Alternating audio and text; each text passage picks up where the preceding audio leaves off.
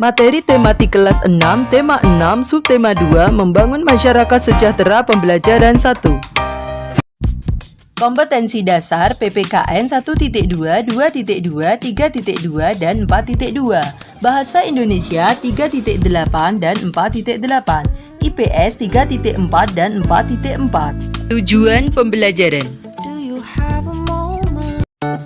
Melalui pelatihan membatik, ibu-ibu PKK di tempat tinggal Siti telah mendapatkan haknya sebagai warga negara Indonesia. Baik hak mendapatkan pendidikan, mendapatkan pekerjaan, maupun penghidupan yang layak. Apakah sebenarnya hak itu? Ayo membaca. Hak adalah sesuatu yang mutlak menjadi milik seseorang atau sesuatu yang seharusnya diterima seseorang. Warga negara Indonesia ditentukan dalam pasal-pasal Undang-Undang Dasar Negara Republik Indonesia tahun 1945. Berdasarkan ketentuan dalam Undang-Undang Dasar Negara Republik Indonesia tahun 1945, hak warga negara Indonesia banyak bentuknya. Berikut beberapa bentuk hak warga negara Indonesia. Setiap warga negara Indonesia berhak mendapatkan perlindungan hukum.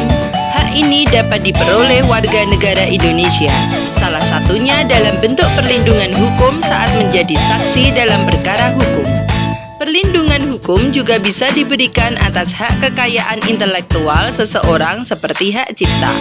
Sebagai contoh hak cipta dalam penerbitan buku, biasanya yang diberikan hak cipta atas isi buku adalah penulis atau penerbit. Selain itu, setiap warga negara Indonesia berhak atas pekerjaan dan penghidupan yang layak. Hak ini seperti yang telah diperoleh ibu-ibu PKK di tempat tinggal Siti melalui pelatihan membatik. Melalui pelatihan membatik diharapkan masyarakat khususnya ibu-ibu PKK bisa menciptakan lapangan pekerjaan demi meningkatkan kesejahteraan keluarga dan masyarakat. Satu lagi, hak warga negara yang tidak kalah pentingnya untuk mencapai tujuan nasional Indonesia, yaitu hak memperoleh pendidikan dan pengajaran. Pemenuhan hak warga negara Indonesia ini dapat mencerdaskan kehidupan bangsa yang merupakan salah satu tujuan nasional Indonesia. Masih banyak hak warga negara Indonesia lainnya yang ditetapkan dalam Undang-Undang Dasar Negara Republik Indonesia tahun 1945. Beberapa di antaranya adalah memiliki kedudukan yang sama di mata hukum dan di dalam pemerintahan, kebebasan memilih dan memeluk serta menjalankan agama dan kepercayaan yang diyakini, mempertahankan wilayah negara kesatuan Indonesia dari serangan musuh, serta kebebasan berserikat, berkumpul, dan mengeluarkan pendapat secara lisan dan tulisan, sesuai undang-undang yang berlaku. Penuhilah hakmu secara seimbang dengan cara melaksanakan kewajiban sebagai warga negara Indonesia. Nah, teks tersebut merupakan jenis teks non-fiksi. Apa itu teks non-fiksi? Teks non-fiksi adalah teks atau tulisan yang dibuat berdasarkan fakta, realita, atau hal-hal yang benar-benar terjadi.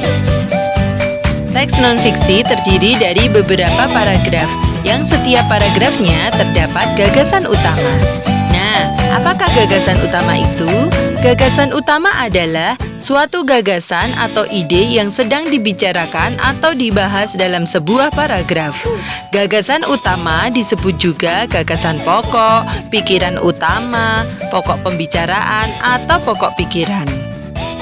Berikut kalimat utama dan gagasan utama dari setiap paragraf teks non-fiksi tersebut. Paragraf pertama, kalimat utamanya, hak warga negara Indonesia banyak bentuknya. Gagasan utamanya, hak warga negara Indonesia. Paragraf kedua, kalimat utamanya, setiap warga negara Indonesia berhak mendapatkan perlindungan hukum. Gagasan utamanya, hak mendapat perlindungan hukum. Paragraf ketiga, kalimat utamanya, setiap warga negara Indonesia berhak atas pekerjaan dan penghidupan yang layak. Gagasan utamanya, hak mendapat pekerjaan dan penghidupan layak. Paragraf keempat, Kalimat utamanya hak mencapai tujuan nasional Indonesia, yaitu hak memperoleh pendidikan dan pengajaran. Gagasan utamanya hak memperoleh pendidikan dan pengajaran. Paragraf kelima, kalimat utamanya masih ada banyak hak warga negara Indonesia lainnya yang ditetapkan dalam Undang-Undang Dasar 1945. Dan gagasan utamanya, hak warga negara ditetapkan dalam Undang-Undang Dasar 1945. Berikut pasal-pasal yang mengatur hak-hak warga negara Indonesia. 1. Hak mendapat perlindungan hukum. Pasal 27 ayat 1. 2. Hak mendapat pekerjaan dan penghidupan yang layak. Pasal 27 ayat 2. 3. Hak ikut serta dalam upaya bela negara. Pasal 27 ayat 3. 4. Hak kemerdekaan berserikat dan berkumpul serta mengeluarkan pikiran. Pasal 28E ayat 3. 5. Hak kemerdekaan memeluk agama dan beribadah menurut agamanya dan kepercayaannya masing-masing. Pasal 28E ayat 1. 6. Hak ikut serta dalam usaha pertahanan dan keamanan negara. Pasal 30 ayat 1. 7. Hak mendapat pendidikan. Pasal 31 ayat 1. 8. Hak kebebasan memelihara dan mengembangkan nilai-nilai budaya nasional. Pasal 28C ayat 1.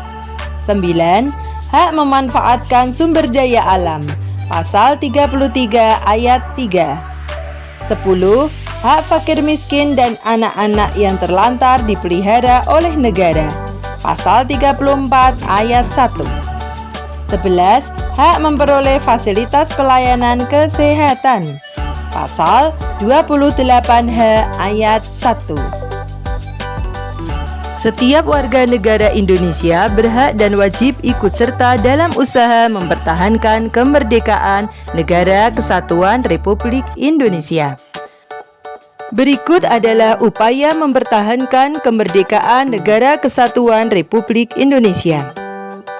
Nah, salah satu sikapnya adalah cinta tanah air. Perilaku yang mencerminkan cinta tanah air diantaranya 1. Melestarikan budaya bangsa. 2. Menjaga kelestarian lingkungan. 3. Rajin belajar. Selanjutnya 2. Sikap membina persatuan dan kesatuan. Contohnya 1. Berteman dengan siapa saja. 2. Mau mempelajari kesenian dari daerah lain. 3. Menolong siapa saja tanpa membedakan suku. Sikap yang ketiga yaitu rela berkorban. Nah, perilaku yang mencerminkan sikap ini adalah 1. Bersedia menolong dengan tenaga, bersedia menolong dengan pikiran, bersedia menolong dengan harta. Nah, berikut adalah contoh perilaku yang mencerminkan sikap mempertahankan kemerdekaan Negara Kesatuan Republik Indonesia di lingkungan sekitar tempat tinggalmu. Contohnya 1. Ikut serta menjaga keamanan desa. 2. Ikut serta saat kerja bakti. 3. Mau berteman dengan teman di daerah lain. 4. Mencegah pencemaran lingkungan. Nah, selanjutnya berikut adalah hak-hak masyarakat sebagai warga negara Indonesia. 1. Mendapatkan pendidikan. 2. Memperoleh pelayanan masyarakat. 3. Mendapatkan perlindungan dari gangguan keamanan. 4. Memilih dan dipilih menjadi aparat desa. Demikian pembelajaran kali ini. Semoga bermanfaat. Wassalamualaikum warahmatullahi wabarakatuh.